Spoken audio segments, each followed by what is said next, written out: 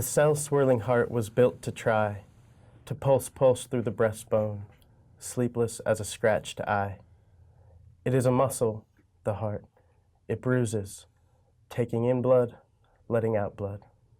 So when it bruises, it purples open in the plasmic, tissue of compassion, of needed dough. Or it won't. Or it does, beat back, but jagged, like the fractured clavicle, the easiest bone to break.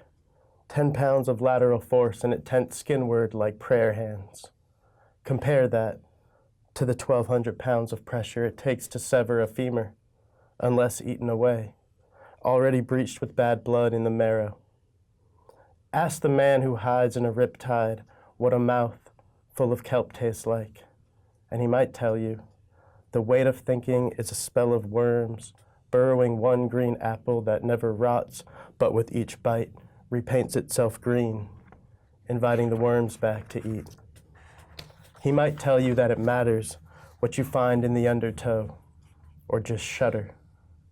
But it matters if you are willing to bite down on chances. Even if you salt your tongue on splintered driftwood, it might relimb itself in the hidden circuitry. It's not easy, all this dreaming of resurrection. Living well is even harder.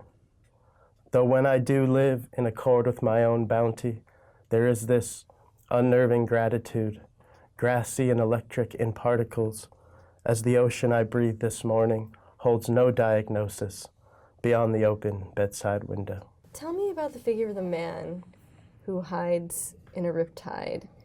That was a very affecting image, I thought. It was very macabre. And I was wondering where that image came from. I suppose he's a figure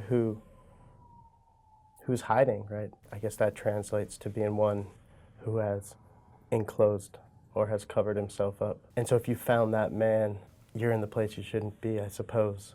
But he's still outside, so he's not an end point. He's not he's just stuck. I think about that Franz Wright poem a lot. Who is there to help us? How do I go about dying? The world is filled with people who have never died. We oftentimes look for advice from other people who have their own struggles, so what to make of that? No one's going to give us the end answer, but it's just a guide along the way.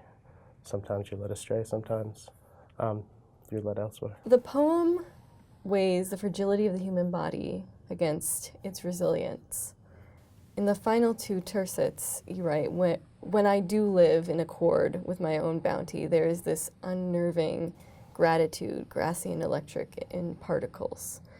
As the ocean I breathe this morning holds no diagnosis beyond the open bedside window. I was wondering if the open bedside window itself is the diagnosis, or is there another diagnosis that the ocean holds, and what does that mean for the speaker?